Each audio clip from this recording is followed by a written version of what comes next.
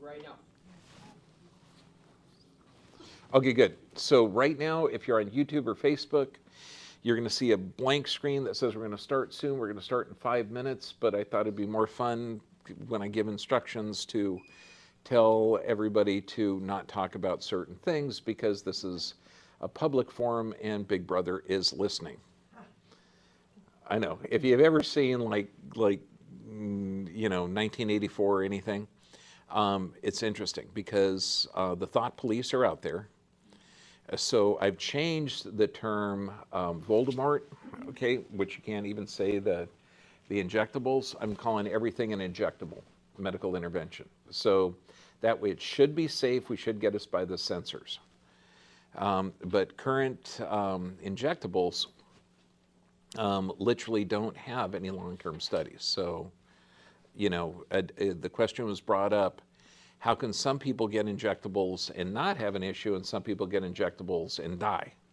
Okay, well, there's a lot of particulate matter in there, and then it has to be held at around 70 degrees below centigrade, so some of those injectables are very, very fragile, but they're not made by angels, so each manufacturing is going to have an issue. So anyone that likes history, which if you don't like history, you're going to be doomed to repeat it again and again. Okay, look up the Cutter incident, which was in the 50s. And this was making some injectables, and they didn't act, there was a problem with the manufacturing. So instead of preventing a disease, it actually caused a boatload of diseases. But we can't say that, even though it's a historical fact, and you could look it up. It's called the Cutter incidents in the 50s. Yes, but those should not be mentioned, so we should call it the Voldemort medical procedure. You guys aren't Harry Potter fans? You don't know? No. I mean, okay, it's like I had a guy from Kuwait that wanted to come out. But you need a certain medical certification that he didn't want to get because there's no long-term studies on it. And so he said, well, how do I come out there? Because he's living in a fascist government similar to ours. And I said, because you got to talk in code. Okay, so the code I talked to him about was, okay, when the last fascist group took over Europe, and there was an underground in France and other countries that would make false papers so that the fascists could read them and know that you were in compliance with the requirements, that you had your papers. Okay, so I said those groups are still active.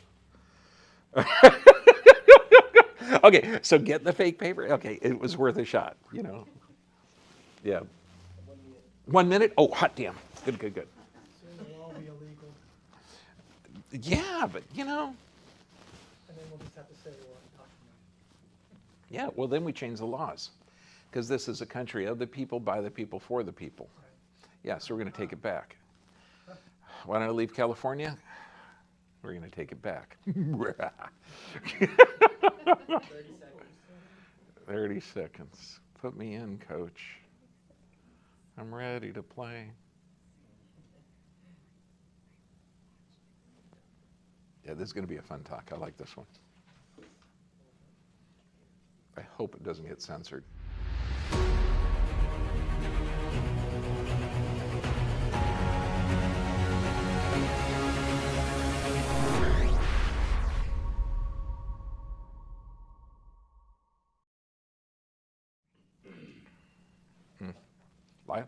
Live, True Health Tuesday. Okay, welcome to True Health Tuesday, and the truth will set you free. Okay, how disease starts in the body. Now, this is huge because we have a pharmaceutically controlled government, media, and educational system. So if there's a pill for every ill, there's a powder, potion, or lotion for you. And I like this Will Rogers. Okay, if you want to look at, I mean, they're starting to wipe out and change some of the media that you're able to see, but check out Will Rogers. The problem is it ain't so much what people don't know. The problem is what people think they know that just ain't so. Welcome to America. Okay, so now Well, that's not working. Wait a second. Okay, good. Yeah, this is working. Operating a malfunction. If anybody knows, I've done several thousand of these, and I still don't know how to use this. So now we are going to have a censored portion, and those that are watching on Dr. BVIP, God bless you. It's going to be going through, and you can get archives of this as well. The censored portion is not approved by the government or by the censors. Stream Health Academy. You're also going to get access to this. We're working out to where you can watch it as well. Those on YouTube and Facebook will not see it completely. Now, and I just wanted to put this up because the 4-dog defense, and correlate it with any medical procedure that you've heard of, okay? And this is like every medical invention is safe and effective except when they're not. Okay, and the 4-dog defense is brilliant, okay? So this guy comes up with a dog bite, okay? Or you could say an injury from a certain medical intervention. Now, what are the doctors going to say? It never happened. First of all, I don't even have a dog. Then the guy says, no, your dog bit me. Okay, well, if I had a dog, it doesn't bite. Okay, no, your dog bit me. If I had a dog, it did bite, then it didn't bite you.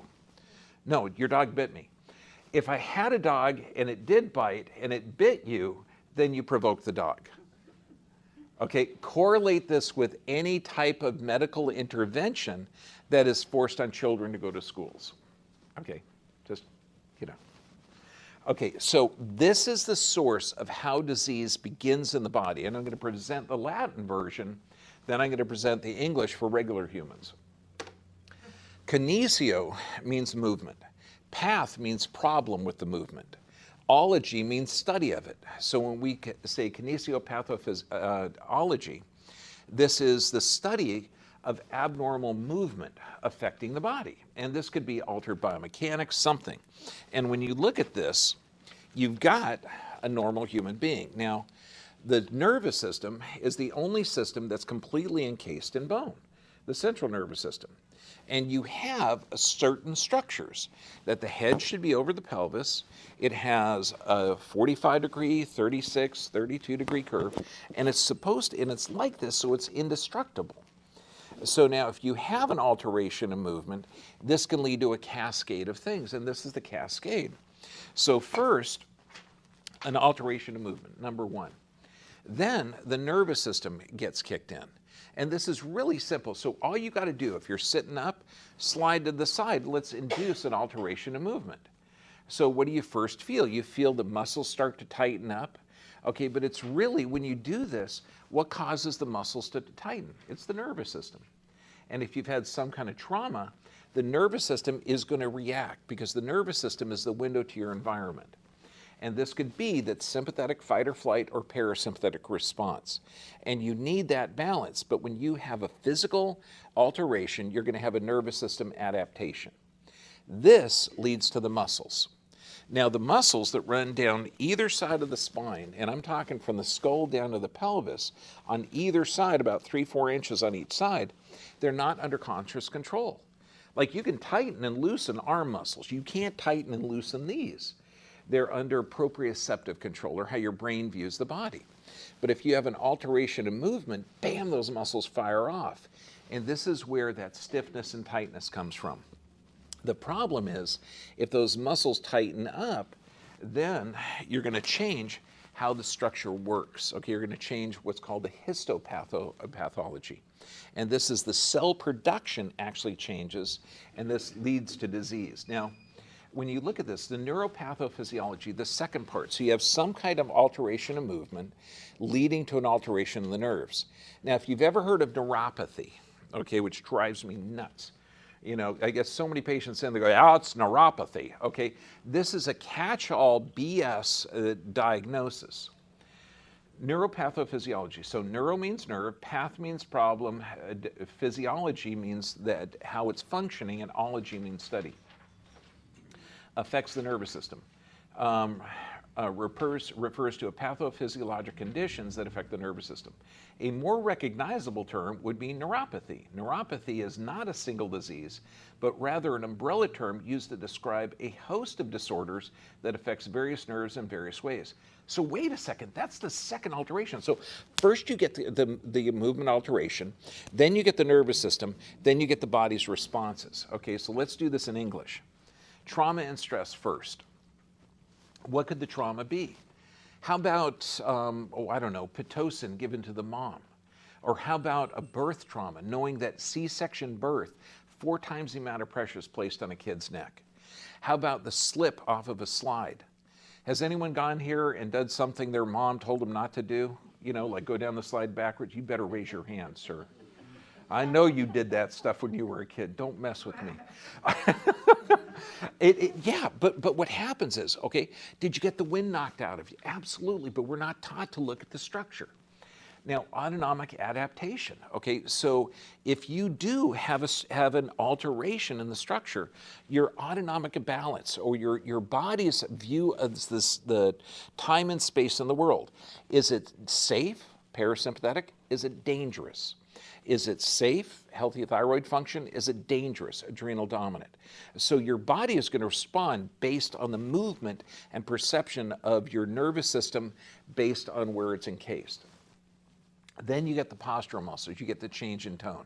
This is where the stiffness and tightness. Now for every 1 inch that head's balanced, for every 1 inch that head's forward, the pressure on the disc double. Is the body smart or smart? Smart. Good, I'm giving you one choice. It's going to be an easy test.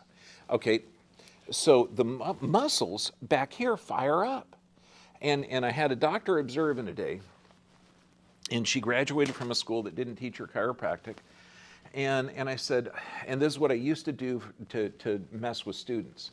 So, you know, here when I was teaching human dissection, you got a body here, and I'd say, okay, who here, and they're all chiropractors, want to loosen up that tight muscle to allow the body to accept the adjustment? And you know what they're going? Okay, yeah. And then smart ones are going, oh shit, don't pick me. Okay.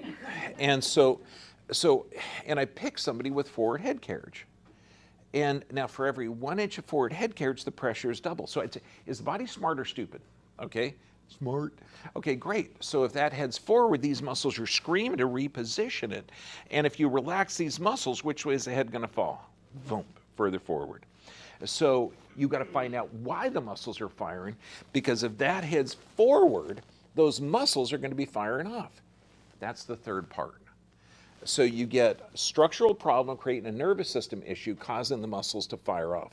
Now, each one of these joints here are composed of discs, and the discs are incredible. 80 interconnecting rings of ligamentous tissue. When you're doing a human dissection, you can pass a probe, and it looks kind of like a pen, through the bone pretty easy. Bone's pretty porous.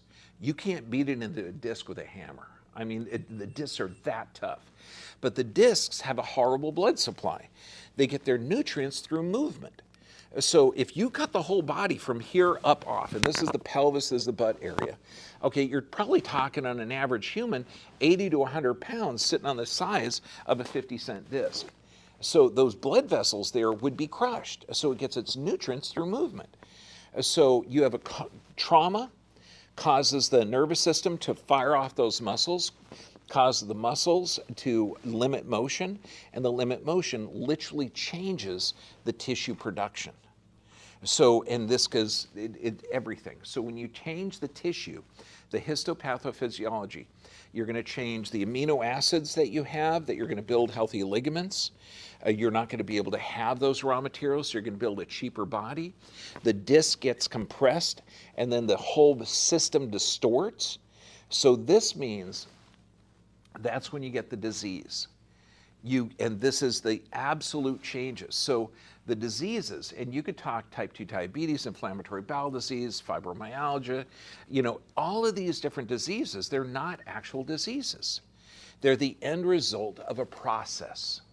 Now, in crazy stupid world where we are, where they're doing chemical-based therapies, so any symptom you have, you get a chemical, okay, and you could call it a medication, but it's literally a chemical that has a myriad of effects, and these effects are to alter your adaptation to the movement, the nervous system, the muscles firing off, or the abnormal motion, and then that leads to the cell production off, and then that leads to the disease. Okay, that's it. Now we're going to run through a couple of cases. This happened a couple of days ago. Now, the heart has two nerve supplies. Is that opinion or is that fact? It's fact, okay? Now, the nerves that supply the heart come out of the top of the thoracic and the top of the neck.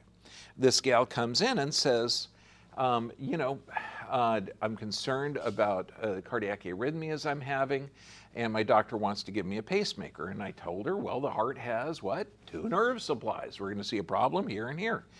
And, her daughter was with her, and her daughter was not liking the stuff that we're talking about. Because I'm not a real doctor, okay? I'm a chiropractor, okay? I'm not pharmaceutically trained, okay? In fact, I'm part of the largest drugless healthcare profession in the world. My profession thinks that the body is self-healing and self-regulating. Oh, wait, it is. My profession thinks that the body is designed to regenerate itself and will only adapt based on physical issues, neurologic issues, mechanical issues. Okay, and that disease is really an adaptation to physical, chemical, and emotional stress. That's my profession. Okay, I'm not going to go in there and prescribe a toxic chemical that destroys your body. So yes.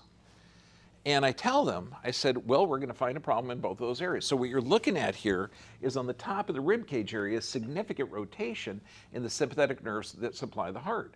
We're also looking at a reversal of the curve. Now, based on the amount of damage at the base of the neck, this gal had a mechanical distortion over 25 years ago. Now, at 75 years old, minimum that is 25 to 30 years of injury. So this could have been an accident or trauma. We're talking 50, 60, 70 years ago. Could have been falling off a slide, could have been anything. Okay, I don't care. But I know it's plus 30 years based on the amount of damage and the reversal of the curve. So does that make sense? So that means that this girl has been under a mechanical distortion and a structural problem. Now, if you look downstream and you just say, wow, she's got an abnormal heart function, we've got to put in a mechanical device. And I'm looking that, no, the body is designed to self-regulate. It's designed to adapt. So let's find, I don't know, the problem? Am I going too fast? No, the heart has new nerve supply. So I go in there and I'm showing her this. This is anatomy and physiology. And she says, I really, I don't want to show any disrespect. Okay, this is the daughter, okay? And I understand this is your opinion. I said, no, dear, this is not an opinion. This is anatomy and physiology. Okay, that's not an opinion that this thing is off. This is called an objective reality.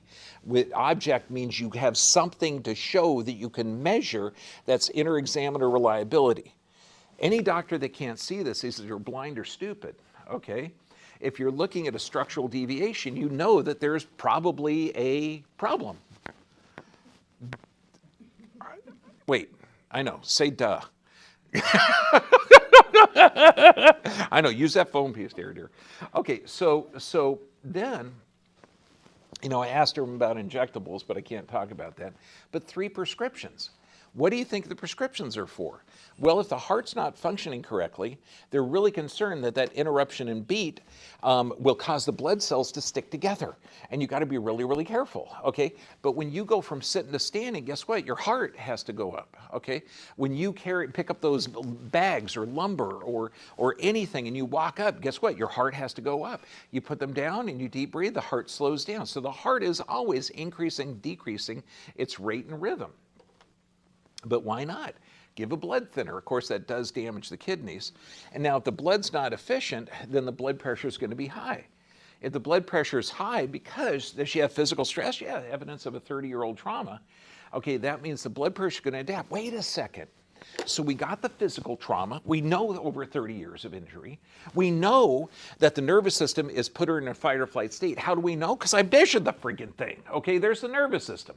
And then knowing that the head's forward, these muscles are going to be freaking out. And then what we get? You got 30 years of that. Then you get a disease presentation of cardiac arrhythmias, high blood pressure, and stress. Does that make sense? Do this on everybody. Everybody. It doesn't happen by bad luck or bad genes. You don't pass bad stuff down. Let's look at this gal, 23 years old. What do we got? A reverse curve in the neck with grade 2 arthritis. That takes 8 to 10 years. Does that body look straight, or does it look like it has multiple traumas? Like all of us. You know, she had possibly a birth trauma, possibly cheerleading injury, whatever. You got a physical alteration of that body. The nervous system puts it in a fight or flight state. How do we know? We measure it. That is not an opinion. This is an objective analysis. And then what's she diagnosed with? Well, you know, leaky gut, okay, that's something that you can see with the dark areas. But her histamines were amazing. Okay, and what you could do, look at anybody that's gone through certain medical procedures, you know. I don't know, let's say you're 18 years old, you're living in America, and you've had 72 doses of 17 different things that we can't talk about. Okay. And so when you look at this, their skin is going to have like a light pink hue to it. Now, you should be able to touch skin and not have it turn white. Okay, but if you see this and you press down and it turns white, that's histamines. And histamines mean that there's tissue damage. So tissue damage is a clue that the body's probably not functioning correctly. Now, let's see what, I hate to say CDC and not have angels go, ah, okay, because these guys are the gods of the planet. Except they are funded by the pharmaceutical industry, the industry they're designed to regulate, and, well, that's the FDA. But, you know, they're also promoting a product that is forced on you. So let's just look at this. Now, under their tutelage and under our brilliant, brilliant medical system, 6 out of 10 people have a chronic illness or disease that they're never going to recover from. That's 60%. 40% of Americans have more than one of these. So let's look at the big 6. Heart disease. What do they say heart disease comes from? Atherosclerosis, which is hardening the arteries, which is the most common cause. So hardening the arteries is the most common cause of cardiovascular disease. Now, I'm saying that disease has a certain progression. You got to have an alteration in structure. That leads to an alteration in nervous system. That leads to a muscle imbalance. That means to histologic changes, okay?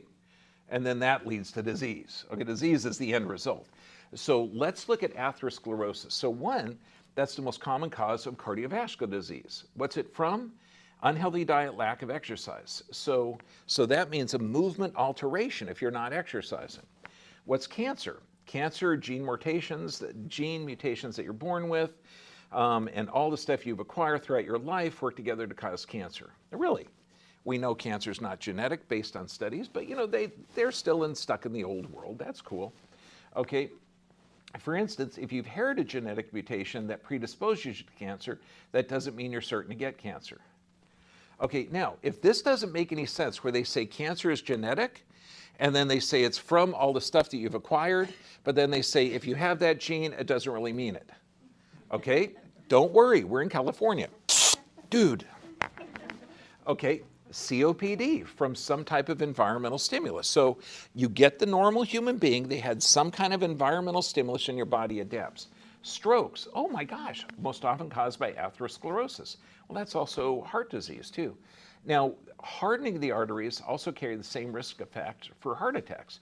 So strokes, heart attacks, and all from atherosclerosis.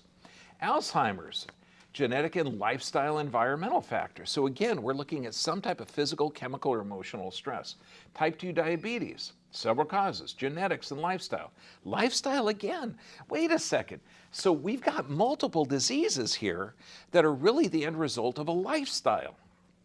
Chronic kidney disease and high blood pressure, okay? So let's find out. Now we're in a world where somebody, based on symptoms, because the doctor is smarter than your own physiology, is going to provide a chemical. Now, cholesterol is 50% of your overall weight of the brain. There is no good or bad, okay? There's a couple of different protein carriers. Cholesterol is just cholesterol. And if you're thinking, no, my doctor says LDL is bad. No, low density lipoprotein is a protein carrier that brings cholesterol to the site of an injury.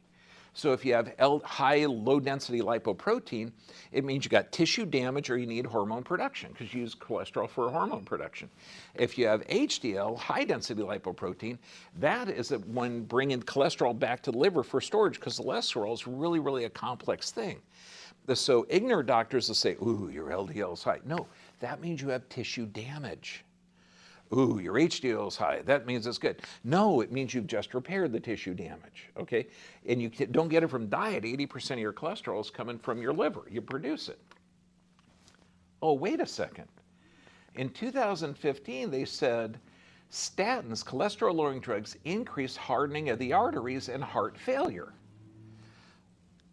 Now, wasn't like 3 or 4 of the top 6 that 60% of Americans are suffering from the atherosclerosis? And is anyone in here a Star Trek fan? So if you're Klingon, you have 2 hearts, okay, so you don't got to worry about it. No, humans got 1. Okay, so why are they prescribing a chemical that alters your cholesterol function? What causes high cholesterol? Is it from tissue need? Is your body just stupid and you don't know that you're producing the cholesterol? Or is your body adapting to physical, chemical, emotional stress? Okay, David Sackett, brilliant doc. This was a quote at commencement speech years ago, and it's still true. Quote, half of what you'll learn in medical school will be shown to be either dead wrong or out of date within 5 years of your graduation. The trouble is no one can tell you which half, so the most important thing to learn is how to learn on your own. Whoa, okay. So does that mean that when one of my patients who, and this guy is like 83, rock solid, works out every day for the last 30 years, when he was 60, he removed his prostate. And they said, you know, high PSA, and when we talk about prostate, you're going to find out that that's not really an issue. It's just like smoke coming out of the tailpipe. And now his PSA started to go up. And he goes up to the oncologist that ripped out the prostate, and he says, Doc, what's the deal? You told me if I'd had it removed, which you get a whole bunch of negative effects, you know, sexual dysfunction, bowel and bladder issues, everything else, that it wouldn't be an issue. What did the doctor say? Well, we know a lot more now than we did then. Okay, no, I don't know if he slapped the doctor. I don't. I would just think that might be my reaction. So let's look at this. Remember, the source of disease, mechanical distortion, putting you in a nervous system or a sympathetic or stress state, leading to structural spasms, everything else, muscle alterations, leading to changes in the cells, and then that leads to disease. High blood pressure. Anybody in here check the blood pressure of the fish that's on the counter? Or the dog or the cat or the sheep? No, you're not going to do that because they regulate themselves just like every other creature on the planet. Okay, so high blood pressure, is this an adaptation to stress? And what is a normal blood pressure? Look at all our videos. Blood pressure goes up and down all day long. So it's not a disease, it's an adaptation. Irritable bowel syndrome. What happens if you're looking at inflammatory or irritable bowel? That means that there's going to be decreased blood supply to the gut. That's from a chronic stress state. Oh my God, that's from the nervous system. So could there be a mechanical distortion causing that? Absolutely. Okay, a fibromyalgia, 18 of 22 tender points in your body. There's no known cause of this. So do you think you want to look for a physical stressor leading to a neurologic stimulus, causing multiple muscle spasms, causing histological changes? Does that make more sense? Yes or yes? Okay. Oh, high cholesterol. Cholesterol is used for what? Tissue repair and hormone production. You get a doctor that says, I know what your cholesterol level should be. You're just a little human. What makes that son of a bitch, that arrogant bastard, okay, know more about your physiology? Is he going to look for the physical, chemical, and emotional stressors? You know, obviously not, because he gets paid for writing the prescriptions. Breast cancer, what side is it? 85% are on the left side. Could that be because the gut drains up to the upper left quadrant? 15% on the right. Could that be from dental toxicities and pulmonary toxicities? It might be a factor. We just read from the all-seeing, all-knowing CDC that it's maybe genetic, but maybe not genetic, but we don't know. Okay, yeah. Look at the friggin' environmental factors. Okay, look at the body adapting. Since your body builds 1 billion cells a day, 10,000 of those are abnormal. So your body is a cancer-producing machine, and your body forms tumors for a certain purpose. So you look at the toxicities and deficiencies that you're exposed to. Attention deficit hyperactivity disorder, ADHD, epidemic nowadays. But what is that? That's a frontal lobe dysfunction. This is anxiety, stress, depression, and impulse control. ADD, ADHD are all frontal lobe. The frontal lobe is programmed by the cerebellum. The cerebellum gets its influence from the entire spine and structure. If you have an alteration in structure, kinesiopathophysiology, that causes abnormal stimulus to the brain. Neuropathophysiology, that causes an alteration in the frontal lobe and that stimulus. Okay, so that's going to trigger the fight or flight mechanism. It's going to trigger all of this stuff. So that's frontal lobe dysfunction. How's the frontal lobe programmed? By the cerebellum. How's the cerebellum gets information? From the spine. It's like, do you guys not take anatomy? What's the matter with these guys? You know, I know they only take it for the first year, okay, and not even that, and not even really well. And then you learn how to do drugs. I mean, we had a cardiologist in here, and I said, look, doc, don't they ever teach you that the heart's got sympathetic and parasympathetic supply? Said, well, we learned that in school, but then we're taught that we can give drugs to alter that. Okay, good.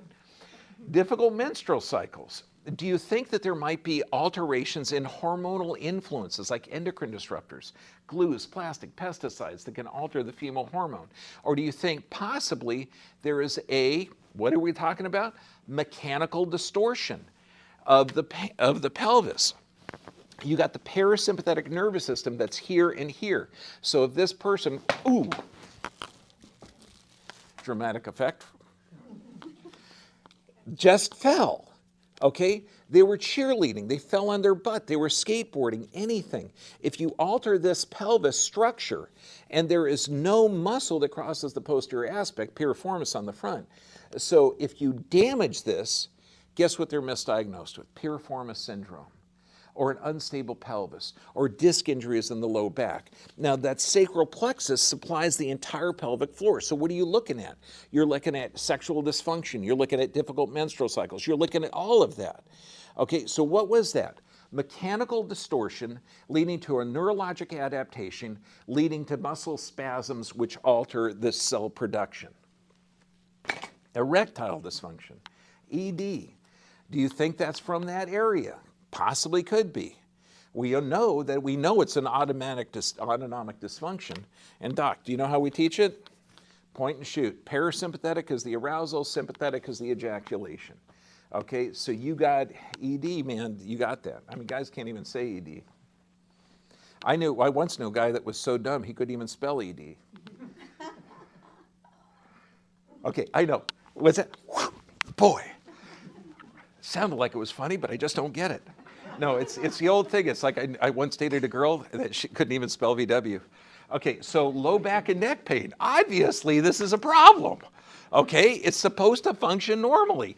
Ow, it hurts. Mechanical distortion, leading to muscle spasms, leading to alter histologic changes. That's why we're seeing the x-rays and we're seeing structural changes. And then you can call that disease. Crazy. We live our life through the nervous system. If you are in a balanced state, you can respond, squirrel, okay, you can respond to any type of stimulus. Okay, that was one of my favorite movies, by the way. But if you're in a chronic state of stress, guess what you're misdiagnosed with? High blood pressure, type 2, your liver's going to be breaking glycogen down to glucose, blood sugar elevates, immune system dysfunction. So all of that, these are normal adaptive procedures. And I've talked to doctors before. Have you ever found somebody with high blood pressure and looked for autonomic dysfunction? What do they say? We know the cause of high blood pressure. It's idiopathic. Think of idiot, okay? They have no clothes. If somebody says, yes, it's idiopathic, it means they have no clue at what's causing this, okay? And what is this? Comparative physiology. Further understanding the regulatory mechanisms linking sympathetic and parasympathetic and the immune system is critical for understanding relationships between chronic disease development and immune system associated autonomic nervous system function changes. Why isn't the CDC investigating autonomic adaptation when that's the source of most of the diseases that people are suffering from America?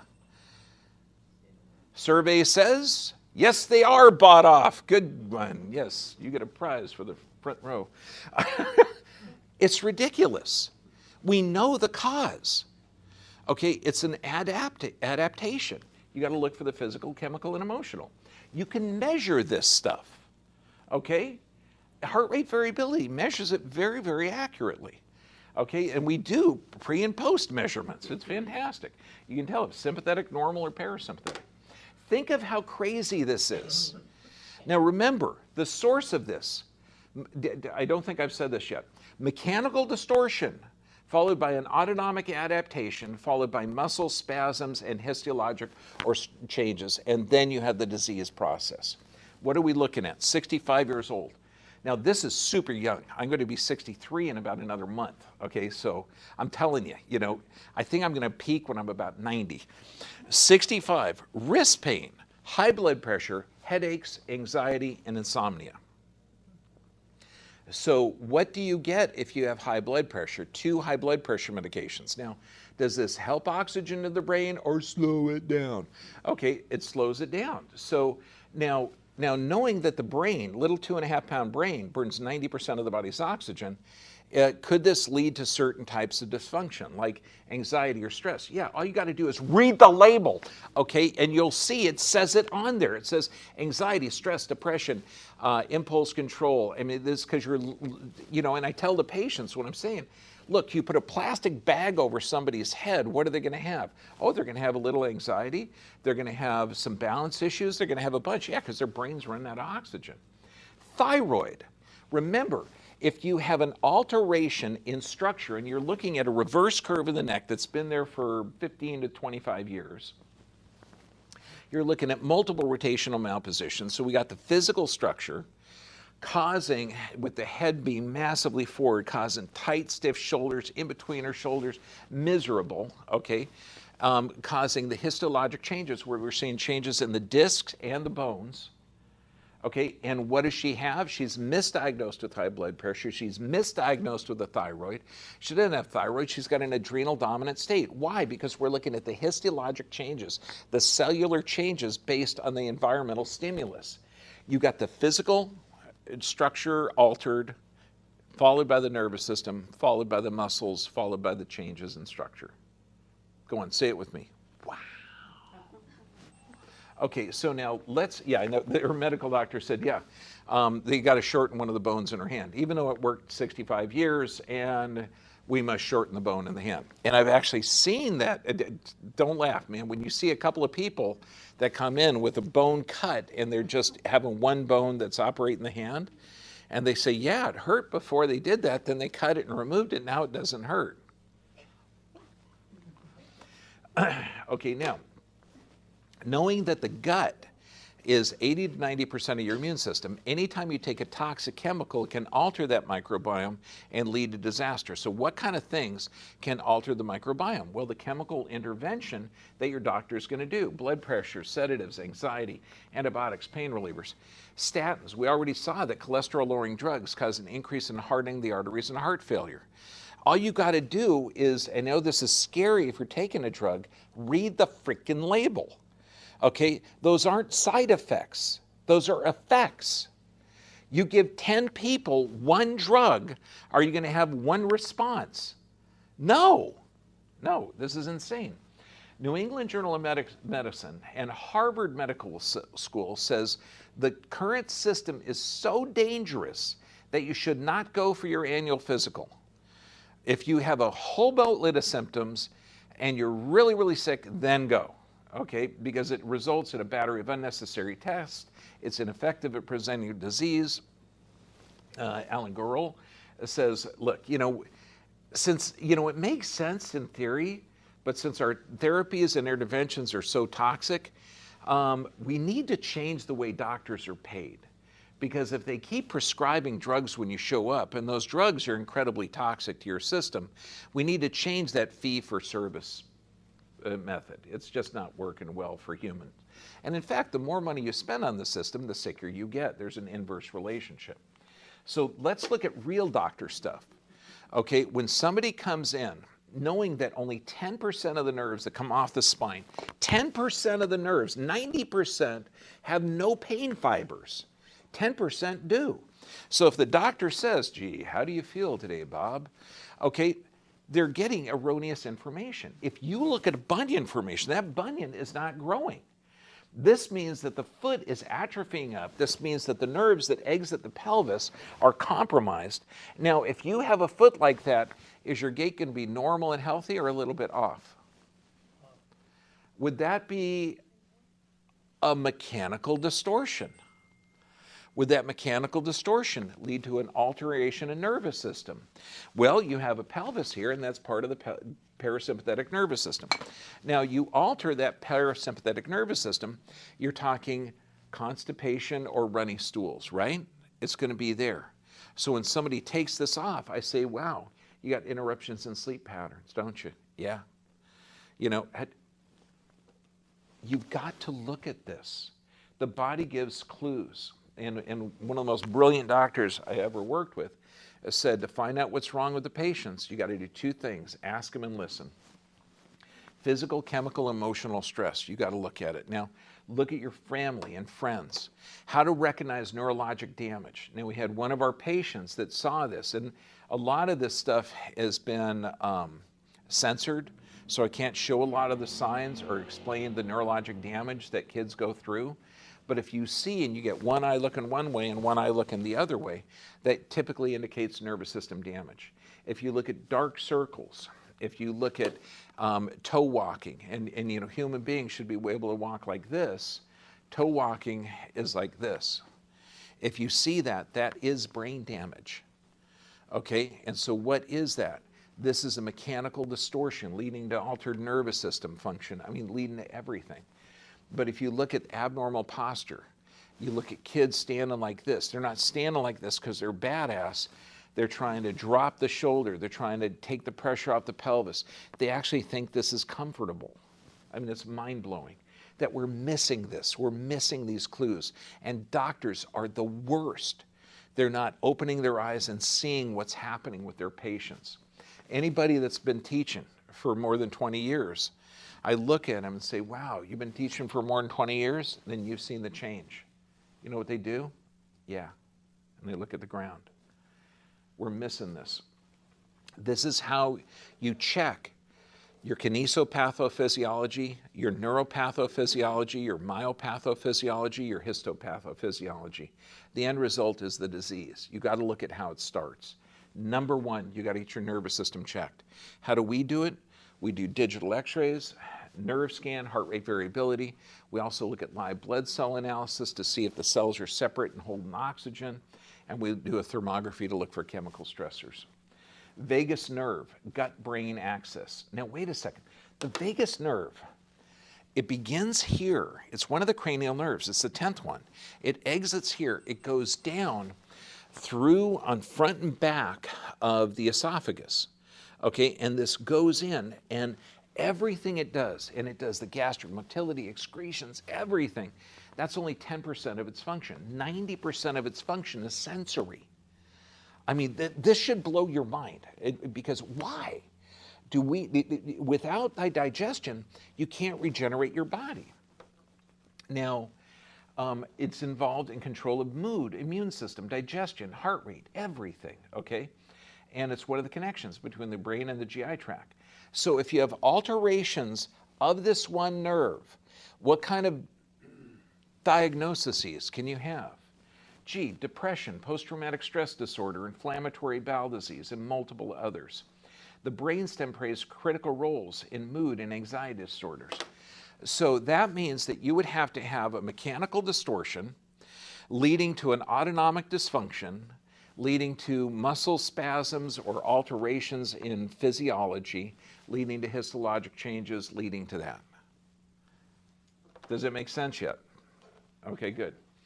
Gut-brain axis. That gut-brain axis, so if you alter gut function, knowing that neurotransmitters are there, this is how your body regenerates, what happens if you alter that gut? Autism, anxiety, depressive disorders, endocrine, immune system, brain fog, all of this linked to an abnormal gut behavior, emotional, nervous system, cognitive centers, all of this stuff. They're not diseases, they're adaptations. Regular exercise, you got to move your body every day. Why? Because movement stimulates that brain. And if you have symmetrical movement, you got symmetrical stimulus. You got asymmetrical movement, kinesiopathophysiology. You got asymmetrical stimulus to the brain. Brain's going to adapt, okay? And then you've got the muscle spasms that's giving you the righting reflex. Otherwise, you're going to be walking like this. So this body's going to maintain your head level with the horizon. So movement disorders are huge. And it turns out that if you're movement deficient, or you're sitting at a desk and then you get up, you walk to the car, then you sit on the couch, then you get up and you walk to the bed, and that's your movement, your brain is going to be seriously nutrient deficient. Movement is a nutrient. Proper nutrition. And I know what you're thinking. God, Twinkies and Diet Coke, that's a vegan meal. No, it's not food. Okay, so let's look at this. If you get the raw materials in your system and you're able to assimilate them, in most protein complexes in animal cells that are involved in stress responses, the NFKB.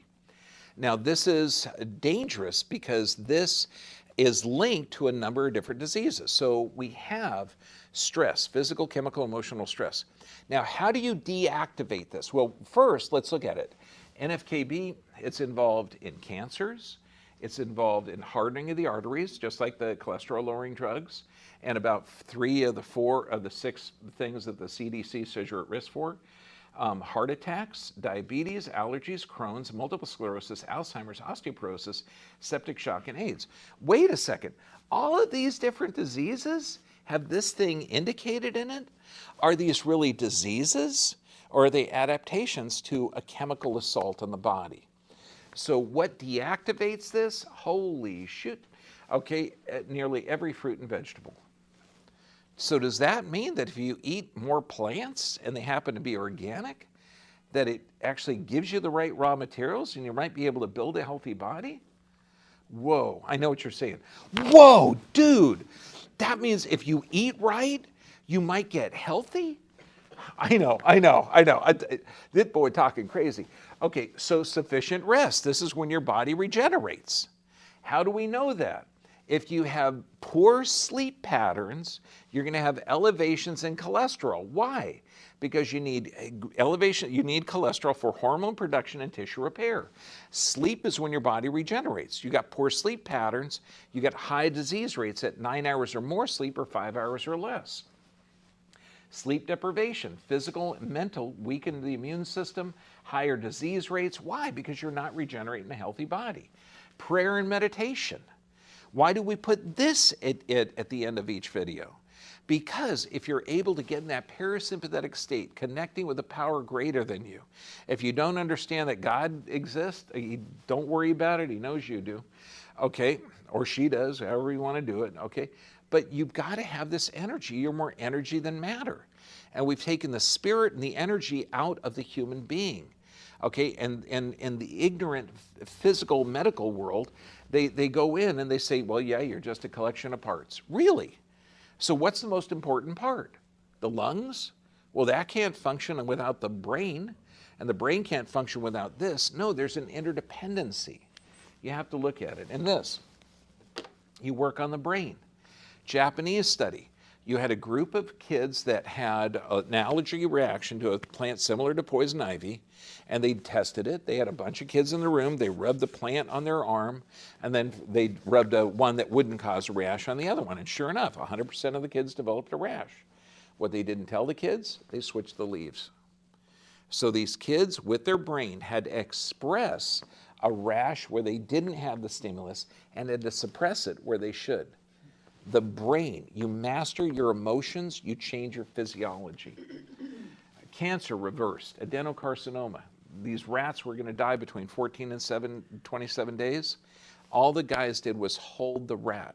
And multiple people, it turns out that if they're in your vicinity, if there's an energy about you that allows your body to exist. And all this stuff, this energy medicine, this thought process, this respecting your body, is going to come back when this stupid Spanish Inquisition is done. I mean, where you can't even talk about this. You know, look, man, the sun doesn't revolve around the earth revolves around the sun. And I can prove it to you. No, you say that, you'll be excommunicated. You'll lose your eternal place in heaven because you're disagreeing with us. Now, hell, you just lose your job, you lose your life, you lose your kids. What do we know? There's an innate inborn intelligence in the body that responds correctly 100% of the time. We know that your body is self-healing and self-regulating. 3% of diseases are going to be genetic, where there's a defect in building your body. 97% of the time, it's not. It's an adaptation. Genetic expression is how you choose. Okay, you perceive your environment through the nervous system. I mean, it just makes sense. Now, we're going to get into the realm of dangerous. Okay, so just know that the source of disease, trust your body. So if you're watching this on Facebook and YouTube, God bless you. And those people that are supporting us on the Doc VIP, God bless you. Your work is appreciated and your support. Click on this, share this as much as you can. That would be really appreciated. But now we're getting into some dangerous territory. So God bless you, and I'll see you in 2.5 weeks. I'm going to try and post some stuff because I've got to travel to Thailand and do stuff over there that I can't talk about, but I'm going to try and